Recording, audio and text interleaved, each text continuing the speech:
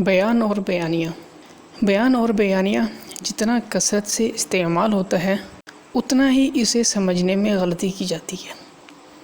ہمارے ملک کی سب سے اہم پروڈکٹ بیان ہے، جسے کھینچ کر بیانیہ بنایا جاتا ہے۔ پھر جب وہ بن جاتا ہے تو چاہے غلط ہی کیوں نہ ہو، یہ اپنا لیا جاتا ہے۔ کسی بھی لکھاری کے لیے یہ جاننا از حد ضروری ہے کہ بیان کیا ہوتا ہے اور بیانیہ کیا۔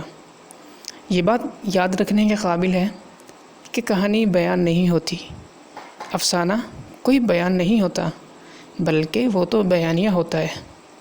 اور بیانیہ ایک ایسی چیز ہے جو قوی ہوتی ہے، پر اثر ہوتی ہے۔ اس کا طاقتور اثر بڑا دیر پا ہوتا ہے۔ اس میں خوف کو بیانیے یعنی ادبی انداز میں پیش کرنے کی کوشش کی جاتی ہے۔ بیان، شیر کو دیکھ کر وہ ڈر گیا۔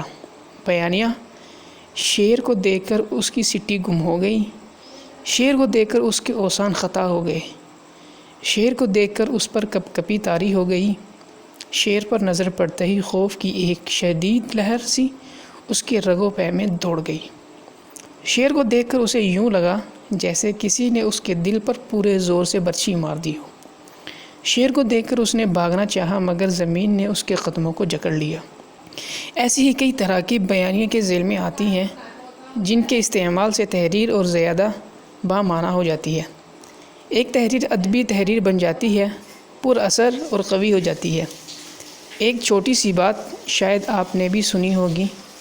بعض اوقات کسی لکھاری کی تحریر پڑھ کر قاری یہ کہہ دیا کرتا ہے، اس سے اچھی تحریر تو میں لکھ سکتا ہوں۔ اگر کسی لکھاری کو قاری کا ایسا جملہ سننے کو ملے تو وہ بجائے اس سے الجھنے کے اپنی تحریر پر غور کرے اور اسے ادبی بنائے، ایسی تحریر میں تبدیلی کرے کہ جو قاری سے داد و تحسین پا سکے۔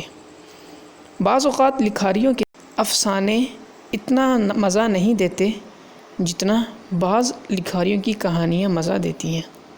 ابن صفی، قاسمی، منٹو، مستنصر، مظہر کلیم، محی الدین نواب، احمد اقبال، اے حمید، طاہر جاوید مغل اور ان جیسے لکھاریوں کی کہانیاں کسی افسانے سے زیادہ لطف دیتی ہیں۔ وجہ ان کا اسلوب ہی ہے، اور یہی اسلوب ایک عام سی تحریر کو پڑھنے والوں کے دلوں میں اتار دیا کرتا ہے۔